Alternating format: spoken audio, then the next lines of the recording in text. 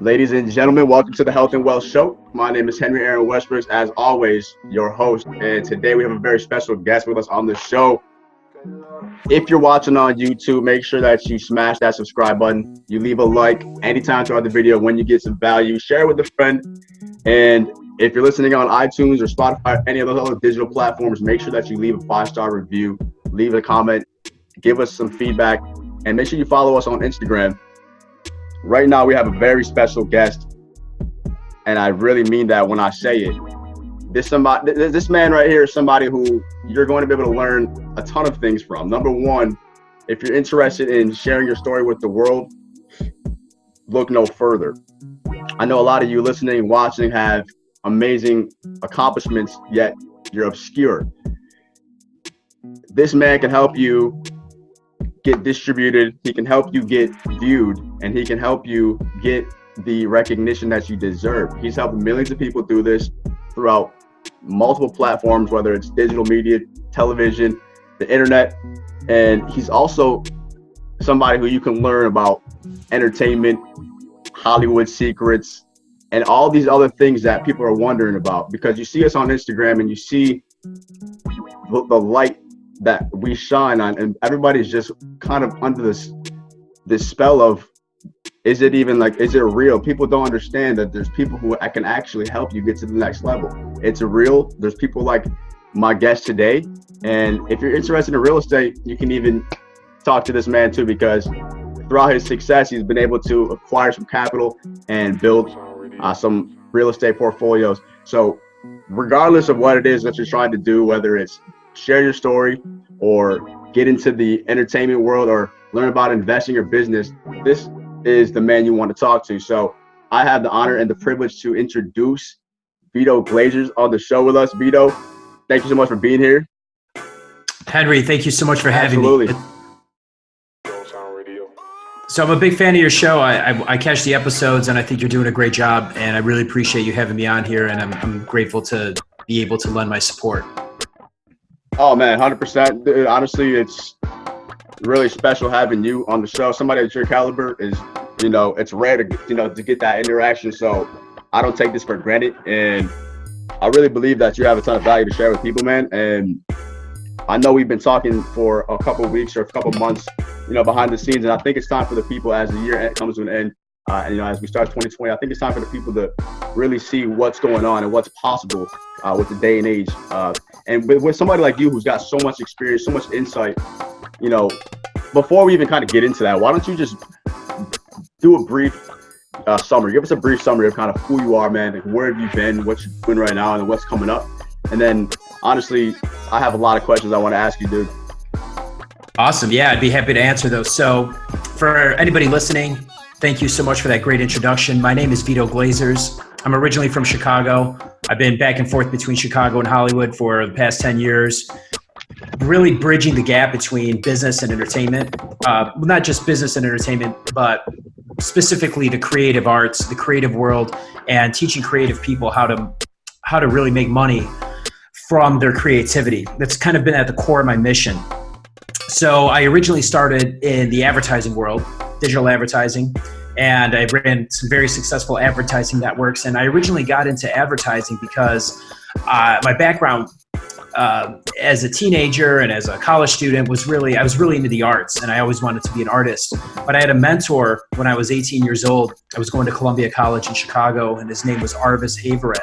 And he approached me, he said, Vito, he said, you might be a great artist, but you really have a sharp mind for business. And he said, if you really want people to care about your art, there's no glory and there's no pride in being a starving artist. What you want to do is go out, make a bunch of money in business. And then once you're already established financially, you come back and people will actually take your art more seriously. That was some of the best advice that I really ever got. So I always liked being creative, and I've always been an entrepreneur. I've actually never had a real job. I've always worked for myself. So I basically I've created these various companies, but I really found my success in advertising, because advertising gave me the ability to service businesses and generate income, substantial income, while also being able to express myself creatively and create content. Back then it wasn't called content. I mean, I've been doing this for so long that back then I don't even remember what it was called anymore, but basically it allowed me to use art and to monetize my creativity through the advertising world. And it was a great challenge because a lot of artists, they're really all about just like painting their painting or writing their song, and they don't necessarily really have the audience in mind or an end game in mind. But with advertising, it's great because you have a company approach you like Apple or Starbucks or Walmart, and they give you this big chunk of money, and they're basically like, we want to reach these people, we want to create this reaction, and then you get to use your creativity to essentially deliver that result, and then it's actually measured financially, so your art actually can be measured. And I really fell in love with the concept of doing the advertising, especially digitally. I was a pioneer in the performance marketing world, and we really were rolling out. We were some of the first advertisers doing what was called cost per acquisition marketing, where we essentially were only paid on the performance of our ad. Whereas the traditional advertising model was more brand based, right? They would do branding, they would do magazines, they do TV ads, and there wasn't really a way to measure that. We were some of the first advertisers that were helping sponsors basically connect with digital publishers, and then when the sponsors would only pay on the performance, so when they got the lead or when they got a sale. So this was a revolutionary concept to advertising, which has now basically become the direct response advertising world that we all live in today. But it was a very cutting edge concept back then, so it was really cool to be able to create. To me, creating an ad was like creating art. So it was really cool to be able to create art and then be able to measure the results financially. And there's not a lot of artists driving Bentleys. So it was a pretty cool time in my life to be 23, 24 years old and to basically be able to create this unlimited, uncapped income while still being able to be creative. So that's kind of how I got my start, was in ads. Wow. And then around 2012, 2013, I've been doing it for a while. I was starting to lose my passion for it because the advertising side of the business, as the CEO of that company, I was basically so focused on the metrics and the numbers that I was basically becoming more like a day trader. And I was kind of feeling like I was turning into like a human robot, like a human calculator, a cyborg kind of personality. And I was literally losing all the fulfillment that I used to get from the creative side. So I actually decided to step away from the company completely. And I got more into production and creative, and that's when I started doing reality television. I started producing radio, TV, and this was at a time when everybody was jumping out of TV and jumping out of movies and getting all into the internet. I was like, I've had enough internet. I'm going the other way. So I went into television at a time when not a lot of people were excited to get into television. And I actually had some pretty good success, and I think I could have gotten a lot further than I did. But I had a couple of roadblocks in life. Everybody's got their destiny. But that led me to my next chapter in my life, which is the current chapter. And that chapter of my life has been as the CEO of my company, One World Publishing, where I really realized that my passion, more than acting and more than producing, that I really had a passion for helping people share their stories. And my company set up a mission that essentially our mission statement is that One World Publishing, our goal is to help people and brands tell their story through celebrities and the media.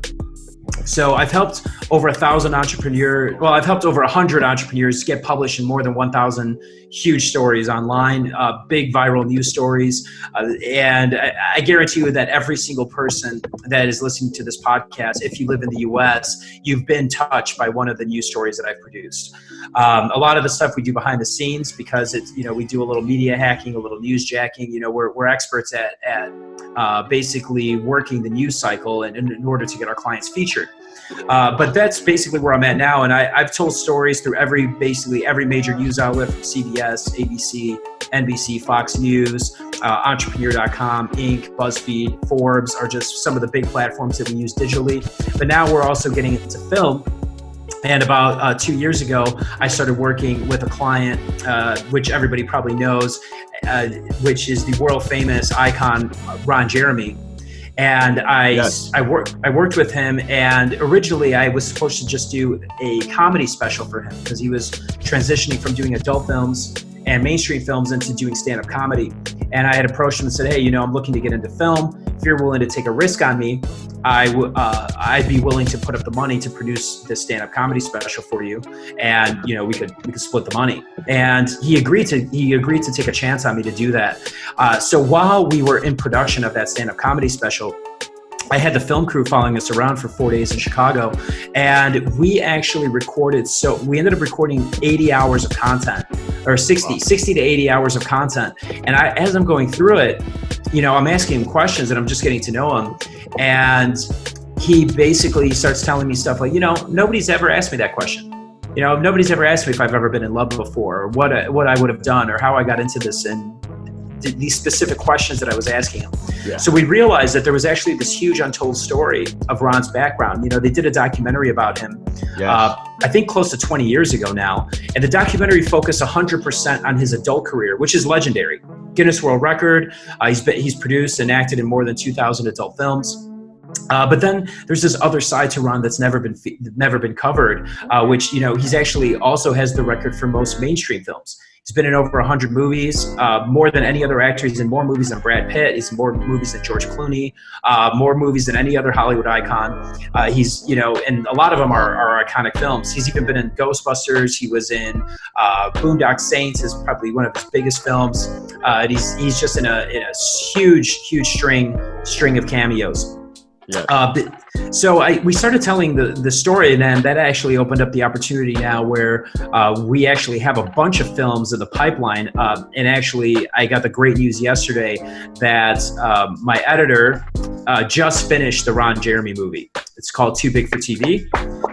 So we're going to be going into 2020 basically with a fully produced film under our belt. Hopefully we'll make a big sale. And again, like, it's cool because on the creative side, I'm able to tell Ron's story in this really cool way that's never been told before, and in a way that I think is going to be really engaging to people that are huge fans of him, but also be very engaging to people who maybe are millennials or younger who don't know who he is and might get to experience some of that legend for themselves and get some really interesting information and history from that, from a huge icon who's been incredibly successful in Hollywood. And we actually, him and I built a very nice relationship over the past couple of years producing this film and following him around with cameras and stuff.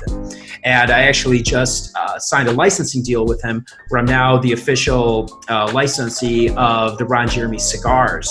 So we just actually launched those today as well. You can go to ronjeremycigars.com and you can actually order a cigar that he was involved in producing. It's a very high quality product, and he's really excited to share that. He also has a rum, and he's done millions of rum sales internationally. So he's the true definition of an entertainment icon that has found long-term success in building his personal brand, and then also being very successful in his old age as an entrepreneur as well.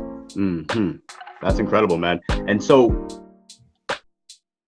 that all being said, it's really imperative that we notice and we mention and we make it clear, like, not anybody can just start working with Ron Jeremy. I mean,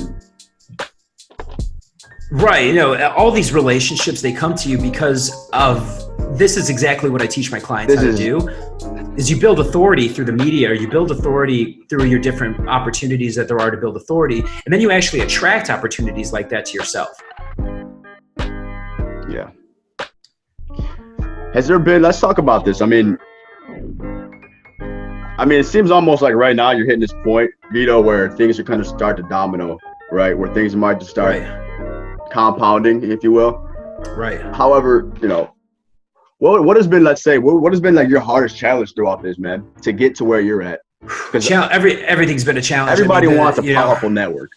Right. So here's the piece of actionable advice that I could give to your audience that I wish somebody had given to me sooner. You hear me talking about doing like these collaborations. Now we're doing the cigars. Ron did the rum. We're doing the film.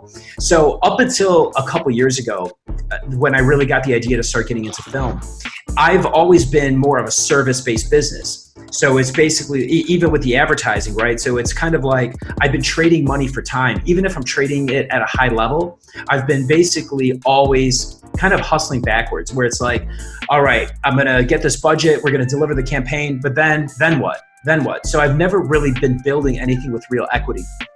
And what I realized is that I have to start developing assets. And I got into real estate a couple years ago. I started buying I started flipping houses, then got into multifamily. And that's one way of doing it. But I really like being on the creative side. And what I started realizing is that instead of hustling from job to job, basically getting a PR client, blowing them up, then moving on, getting another client, hustling, constantly having to hustle for the next client, what I'm starting to do now is focus on basically getting myself involved in projects where there's an asset, a tangible asset at the end of that. One asset that you produce that you can sell over and over again and collect residual income from that. And that's when we got into doing the films, is because with the film, you can basically produce the film once and then you can monetize that over and over. You can sell it. You can get it on television, you can sell it on demand, you can sell it streaming, you can sell it to streaming platforms, you can go international, and you only need to produce that one product and it continues generating income for you. So that's kind of the new focus. Everything that I'm getting into now has to have a residual income component. And actually, I do have 4 rules of business, because now that I basically built myself into this media authority, where people come to me, they know if they can get me on their team, or if they can hire me, that I'm gonna bring a lot of publicity, that I can bring celebrities, that I can bring all this attention. And as we all know, attention, where attention goes, money flows, right? So attention is the new currency. That's why, we have these social media influencers are kind of the new celebrities of our generation. What I've had to do is, because I literally have so many opportunities getting thrown at me, that I've essentially had to create like a rule set of how I measure opportunities that are being thrown my way. And there's basically 4 things. So the first thing on that list is that the opportunity must create a residual income. So if it's not something that I can do with the work once and then create money from it over and over again, then it's a project that I'm not interested in doing. Wow. The second important bullet point, it has to be 100% legal.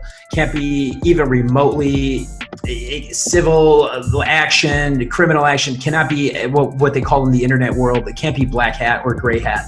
Everything that we do has to be 100% ethical, 100% white hat, 100% following all the terms of service, because it has to be scalable. And every project that we do, we want to be able to attract investors, be able to get Wall Street money, be able to comfortably go to if I had to go to my mom or dad and say, hey, give me your last dollar to invest in this, we want to make sure that that's legal. The third thing is that it has to have a high value to the client. So basically, we're not doing any drop shipping stuff. We're not doing any cheap products from China. Everything that we do, very high quality, very happy customer, focus 100% on the customer journey, the customer experience. So it has to be very high value to the client, and they have to really love it when they get it. So like with the cigars, Ron had done cigars in the past, maybe a couple decades ago, and he said that it didn't succeed because it was a low quality product, and they just basically put his name on it, try to sell it using his name, and people weren't reordering. So this time around, we actually wanted to make sure that it was a cigar that he really enjoyed, that he really could endorse and really feel comfortable putting his name on. So these cigars are actually very high quality cigars. It took over a year to produce them from beginning to end. So we've been over 1 year into that project. And now it's a top shelf cigar that could go head to head with any high level cigar. And we can feel comfortable knowing that, that the process is 100% legal, that the cigar is very high quality. It's going to have a very high customer satisfaction rating. And then also that people are going to be likely to reorder them, which means that we'll be creating that residual income from that. And then the fourth rule is that any business that I get involved in has to be able to operate without me being directly involved on a day-to-day basis for at least 30 days at a time. So if I have to be involved more after the first month, if I have to be involved more than once a month during every 30-day period, it's not realistic that I'm going to be able to scale that business, because I'm involved in so many projects and so many companies, and it's everything that I do relies on teams. So for the film, boom, I'm the executive producer. I put up the money, I create the idea, I bring it to the finish line, I get everything done, but then it gets handed off to a team. We have editors, we have cinematographers, we have a full team of people that are working on that. Now the film's back in my court. I'm going to work on selling the film, but that's a team effort. Cigars, same thing. I brought the celebrity in. Met with the cigar company. Cigar company takes over. They start producing. We have another, basically a media company that's going to be handling the advertising. Now I can step out and we just collect a residual from that. And every project that I'm involved in, except for the PR company, because the PR company is kind of like a little bit of my baby, you know. And I actually just genuinely enjoy helping people tell their story, and I enjoy looking for new opportunities to find stories to scale. So I am involved with on a day-to-day basis. But for the most part, those are the rules that I follow, and I think that everybody should follow when it comes to developing a project, is that basically it should be able to operate without you being involved. You know, initially everybody has to be involved, but after a couple months, you should be able to hand that off to a team.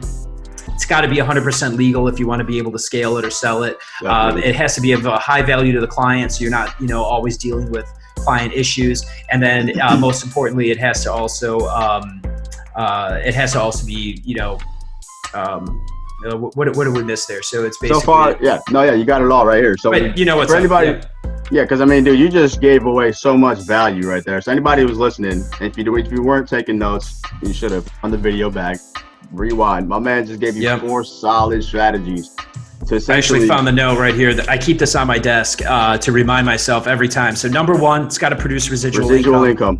It's got to be legal. 2, right? Honest and scalable. Ethical, scalable, right? And then it's got to be high value, right? High value to the client. And then it can exist. It's got to be able to exist without me. It's got to be able to operate without having to be involved. So some That's level of delegation or automation is what we're talking about. That's right. Key, dude. And that right there, and if you guys missed it, if you guys listening didn't catch that, the challenge that Vito had that he has overcome was basically trading his time for money and realizing, you know, how valuable time is, and finding a way to residualize efforts that, you know, what you can do in one time or in the front-loaded business model can often then just pay you time and time again, royalties, et cetera, et cetera. So that's actually really key that you bring that up, man. I'm not surprised that you say that, although I didn't have any expectations of what you would say. So it's a great answer that you gave us there. And I know a lot of people are struggling with that right now. They're like stuck in this rat race. They're stuck in that service-based business or whatever it is. And they know they're capped up, right? They can't get out of it. They know what they're going to earn this year. Right. So let's just talk about it. I mean, dude, because you're an OG of this. I see you kind of as an OG, someone who has seen the transgression. That's the transgression of media, right? How things have turned to the way they were. You know, Vito, if you all listening, he started, right? You started, you know, kind of, you know, in an advertising facility or in the advertising age where, you know, things were one way versus a totally different way now. So I mean, just to put it in perspective for you, I've been doing this before Facebook existed. So okay, good. So what I'm trying to verbalize is like you've been able to see things coming before anybody else because you were already in that space. Yeah, and I've adapted, and very few people have adapted and survived every single change. Yeah, right. So we've been able to survive everything, and I really think that it actually is crazy. And to think that, like, you know, I'm 34 years old, so at 34, I'm basically a dinosaur in this business, right? So like a lot of these young guys coming out, they're doing new stuff, but I've been able to keep my grip on social media. You know, we've been very successful with Instagram. You know, we're figuring out this TikTok thing. We're going to see a lot of people are bullish on TikTok. I'm not seeing it 100% yet. I think that might be a little bubble on TikTok. I still think that Instagram is the key player in social media, and that people should be focusing their advertising efforts there. I never root against Facebook, right? They're the giant. They've got the capital. You know, they took out Vine. They've taken out. They're going to take out everybody that comes against them. You know, the Snapchat hasn't really been able to compete with them. So I'm really bullish on Instagram, bearish on TikTok, but we've been able to, no matter what happens, I always say this, you know, people get all political. They like to talk politics and stuff. And I say, no matter who's president, I'm going to figure out a way to make money, man. You know what I mean? It doesn't matter to me. Yeah, Doesn't matter to me. that's key. So Yeah. let's talk about this, man. Let's talk about the media, right? Because it's really important, right? To pretty much put it It's blatantly. everything. I mean, the media is like everything in this day and age. Yep. You know what I mean? I mean, I've witnessed, let's see, like the magazines, and then to digital magazines now, and then we're at this whole social media concept where you can literally tap into the globe, So let me ask you, man, do you believe that where we're headed, and I really want to know this, like where we're headed as as a culture, as a society with social media, are we headed in a good place? Because there's so much information and there's so much content and there's just so much to decipher. It's like, is it causing more good or bad, would you say, or is it just kind of depending on the user? So I don't really believe in the terms good and bad. It just kind of is and isn't. There is there is more content, but everything ebbs and flows, right? So what there is essentially, it's never been easier to tell your story. It's more people have more access to published information. Mm-hmm. However, with that comes, like you said, there's just a sea of stuff. So there's just more content to compete with. So the attention is divided across more outlets, so to say. When I started doing media 15 years ago, there essentially, or we can even take it back 50 years ago, there used to only be basically 3 big newspapers and 3 big TV channels. So you would have these very famous people, they controlled all the message. Then as time goes on, then you get cable news, right? And then that doubled the amount of channels. And that doubled the amount of news that had to be required to be produced and content to be produced. Then social media came out. Now anybody can make a song and upload their song. Anybody can make a video and upload their video. Anybody can create their own IG TV show, right? Even this podcast that we're on right now, anybody can create a podcast. Mm-hmm. However, what differentiates that, in my opinion, where the opportunities are, is that the real people who are going to stand the test of time are people who are able to produce at a very high quality. So the barrier of entry is harder, right? Because when social media started, you used to be able to just post an image, get a bunch of likes on it, drive that to your business. Then it kind of evolved past that, and you had to get better at advertising and using the paid media outlets. The organic reach was going down, paid media was going up. Now it's kind of like video is king, right? So like you need really strong video assets to make it in the digital media sphere. But not just digital media. Now video alone is not enough. You have to have like high quality video. Then you have to get, what do we got on there? Who's that? That guy looks familiar. Yeah, it looks familiar, huh? Yeah, so I know what I'm doing a little bit. I've done a thing or two, but you should see my clients. They're 10 times, those are just the scraps that I keep for myself. You know what I mean? We put our clients on another level, but so eventually this stuff keeps evolving. VitoGlazers.com. If you haven't already checked out the website. There you go. Okay. Yeah, pull that up. Do yourself a favor. I do actually respond to those messages too. And this guy, I mean, come on. I don't even need to talk. Look at this. So yeah, we had a little thing with Kanye there. Bravo. I was on a top-rated episode of all time of Below Deck. So one of the top shows on Bravo. Remarkable. Look at all this. Do you guys see what? Yeah, I was on there. I'm a big OVO guy. I had to get myself in a little story with Kanye and Drake. This dude's national spokesperson for fathers' rights. This nonchalant. This is happening, people. So I just want you to know where to go if you're wondering how to start, where to start. Vito. Yeah, I appreciate that plug. Right here. I mean, let's not kid ourselves. So that's incredible. And let me pull this right back up for us. Man.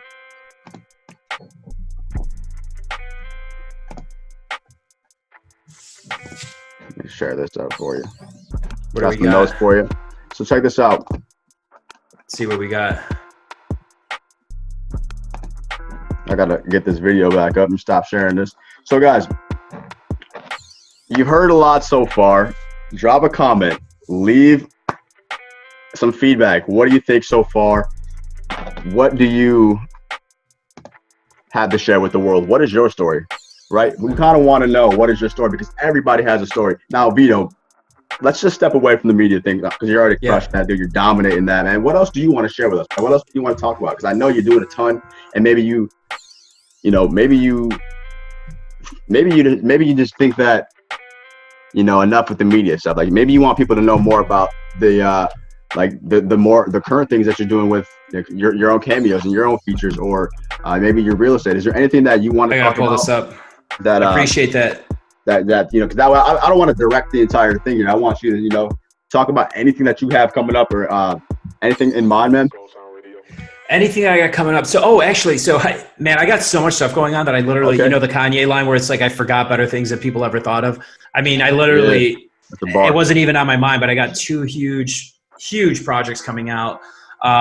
First quarter 2020, I actually just got approached by a book publisher. I haven't made a formal announcement yet, but my first book coming out, it's going to be all about how to become an influencer online. I've helped a lot of people become influencers. And so that actually I want to wrap up the last conversation we were just having about how media attention is spread out all over the place now. So yes, I've had this conversation a lot because, I'm in Hollywood every week. I'm out there. I'm talking to agents. I'm talking to big producers, everybody who's out there. And they come to me because they're kind of afraid of what's happening with the future, right, of media for them. So, we have a conversation a lot about what's the future of celebrity and who are the celebrities and how are people going to be celebrities. And here's the number one trend that I want to go on the record as being the one who predicted this. And I've been on the record saying the same thing. This is for the record. Yeah, and you can go back to podcasts that I did years ago, and I said the exact same thing, and it's coming to fruition more now than ever. Okay. So what happened before is that, like I said, there used to be just 3 channels, and let's even call it 30 channels, main broadcast networks, all that. And there was essentially just a handful of celebrities that were dividing all the attention. And then all the money was going to all of them. So you basically had like a couple hundred celebrities sharing billions of dollars in ad revenue.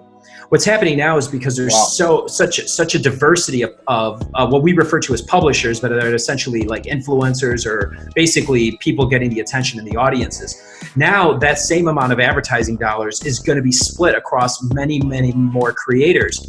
But what's actually going to be happening is that instead of having these big celebrities, instead of having, Julia Roberts and George Clooney's, we're going to have smaller celebrities that are still able to make substantial amounts of income, but are going to be more niche. So you're going to have like business celebrities. You're going to have celebrities in the pet world and in the medicine world, in the cannabis world, in all these different worlds. You're going to have all these different celebrities that are lower in celebrity, but that are more influential and more connected to their core groups. And that's actually where the entertainment industry is evolving to. And I think it's a great thing because I'd rather see 1 million people making a couple $100,000 a year, creating valuable content and servicing an audience than just a handful of people making billions.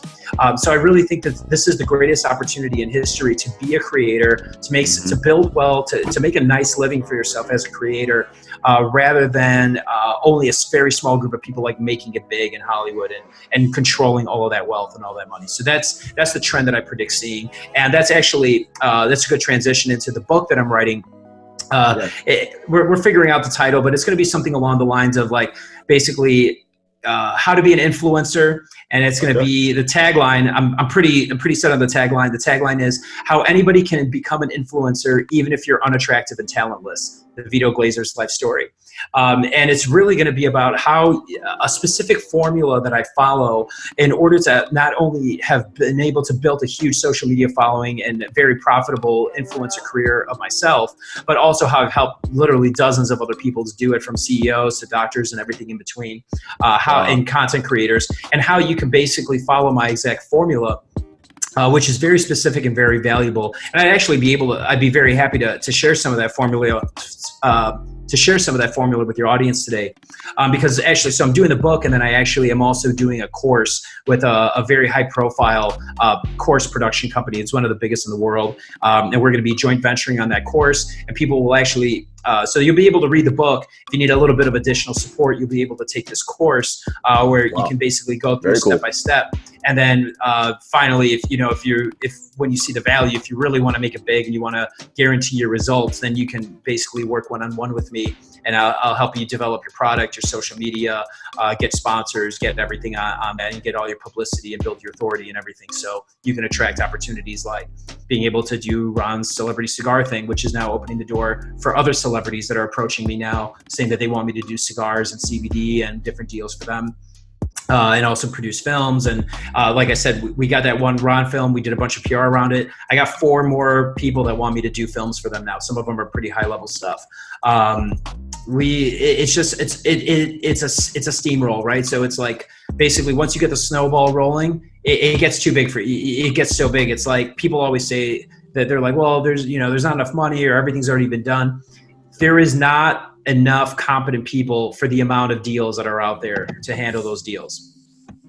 But anybody can be an influencer, brother. And do you want me to talk a little bit about what we're going to cover in the book so people can kind of get an idea of? Well, that's great. I mean, you've given me a lot to work with now. So, yeah. Okay. Awesome. So step, yeah, go ahead. Well, let me actually just comment on what you said, because I would agree with everything you said, honestly,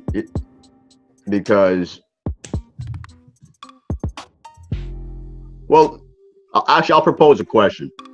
Please. Because I'm not even sure you really made a statement that I could agree with. I would propose a question based off what you said. So, and tell me what do you think about this? And audience, drop a comment. What do you think? Is it better then to? I mean, you just gave me so much value. Now I'm thinking, all right. So if you've got, let's say, just for super simple numbers, 4 people who are super influential and they have all the money of advertising and right, they're pitching products, is that more powerful than, let's say you got the whole world, 7, let's call it 8 billion people, 4 people, so each person can touch maybe 2 billion people, but because they're not niche based, I mean, the product or the service might hit or miss. So is it better than, would you say, to have these niche communities? Because even if someone's only got 10,000 or 1 million followers, because that service or that product is more tailored to them, it's more likely to stick rather than just some generic, like an influence, some celebrity posting maybe about camouflage vests to their audience when most of it doesn't really connect as deep to the core as somebody like who's maybe a hunter, a famous shooter. Like the question is, you see what I'm asking? Would you say that it's better than that because these people have more of a direct connection and more of a direct, like an emotional connection even with the product, where you could, for example, you could get anybody famous, let's say Oprah, to say, hey, go buy this pencil. Now, a lot of people probably buy that pencil because it's Oprah, just because of her influence, right? Right. But would it be better though if there was like a famous, let's say that like a famous writer or an artist that writes with shit like that, right? Like a famous writer or some fucking author, right? Or like a teacher, a professor, right? You get what I'm saying? And they're like, yeah, like this pen for writers, or some like a paintbrush, an artist. Right. Like, that's probably a better example, like a paintbrush. You know what I mean? Sure. So, I mean, what do you think about that, dude? Like, do you think that is actually effective? Like, do you? Absolutely. Yeah. So that's basically, I guess it would be the micro influencer terminology. The micro influencer. Yeah. So what I tell people to do when they're starting out is when you want to build an audience, and I'm not the person who invented this, unfortunately, but actually I've seen 2 major people really pushing this message besides myself. And one of them is Russell Brand, who's the CEO of ClickFunnels. He pushes the idea of, he's the dude CEO with the of long hair, ClickFunnels. Jesus hat, the chocolate. No, who's that? That's his name is that's also Russell Brand. Maybe I'm thinking the wrong name. Whoever the CEO of ClickFunnels is, Russell Branson, I think. Is that right? Hold on, I gotta look it up now. I think Russell Branson, isn't he Virgin Airlines with the fucking island? This guy's name is Russell. Hold on, let's see. Russell. Where is he at? Russell Brunson. Russell Brunson. Way too similar there. Way too similar. All these rich Russells. Yeah. All these rich Russells. I'm gonna name my kid Russell now that I think about it. It's like, yeah. So we've got Russell Brand. He's the comedian. Russell Brunson is the CEO of ClickFunnels. And then who is the Virgin guy? His name was Richard Branson. Richard Branson. Okay, so those were all a little close. So Russell Brunson, Right, CEO of ClickFunnels, says he wrote a book Anyway, yeah. about building your core 1,000 audience. Another Yes. person who talks about the same thing was the rapper Nipsey Hussle. He did a whole thing in Forbes Yes. about how You he wanna built find your his record 1,000 label. fans. Get yourself 1,000 fans that are willing Yes. to spend $100 a year with you. Yes. And there's your six-figure income. Yes. And that's a great way to monetize, to think about how to develop, your Right, core because the audience. point is exactly, dude, I feel like if you're an artist and you got a Right. community of painters, you're Right. going to be able to sell Right. way more paintbrushes to that community rather than just Yeah. Barack Obama or Donald Trump saying, hey, Sure. this is the best Or whoever, pencil in just, America. trying to, instead of focusing on building 1 million followers that are basically, you're not going to be able to sell anything to, it's more effective, unless you have unlimited budget, it's more effective to build that core 1,000 where you can basically, get 1,000 people to do $100 a year with you. And then once you do that, you're making six figures, you're in good shape, and then you can scale from there. So that's advice that I give people that I haven't followed myself, that after 10 years of telling other people to do it, I'm just starting to do it myself. But I have a different angle. So I've actually took it a little more challenging route. I did something that I call it focusing on like the core 100, where I'm focusing on 100 people that are giving me a couple grand a year each instead. So then instead of having to have 1,000 people give me a little bit of money, I'm focusing on an even smaller, more targeted pool. Basically, I focus on CEOs, big e-commerce brands, celebrities, and then I'm looking at servicing them at a very high level because I know that they have, 7 and 8 figure incomes. So for them to spend a couple grand a year or a couple grand a month is actually, it's not that much for them. But at the same time, I also had to spend a lot of money and time building myself up to the authority level to be able to attract people like that as customers.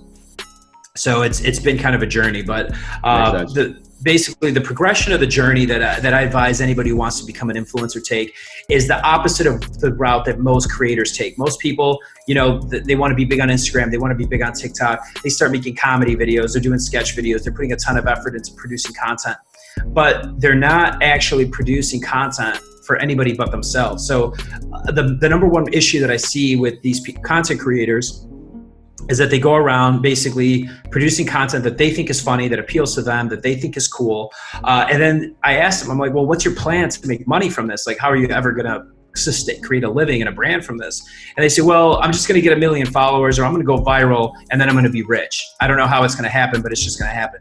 But that's not really how it works, right? Because if you're just creating content and it's not making any money, then you're actually not money is a direct reflection of attention, right? And value. So if people are willing to spend money with you, then that means that your art or your craft or your content resonated with them. And then that's actually an important measure of how you're appealing to your audience. So what I actually tell people to do is I say, before you create content, follow the money and figure out where the money's at. Is the money in cannabis? Is the money in CBD? Is the money in cryptocurrency? Where's the money? Is money in coaching for Facebook ads or coaching for business? Figure out where the money is, and then figure out where your passion is, and then create content that aligns with both. So you should be creating content that you care about, but also have an audience that's spending money that you appeal to. And that's going to actually help finance your growth and finance your influence. Then you're creating content with an end game in mind of actually getting income. And actually what we do and what my book and my course will cover is it's actually going to show you, first of all, how to follow that money.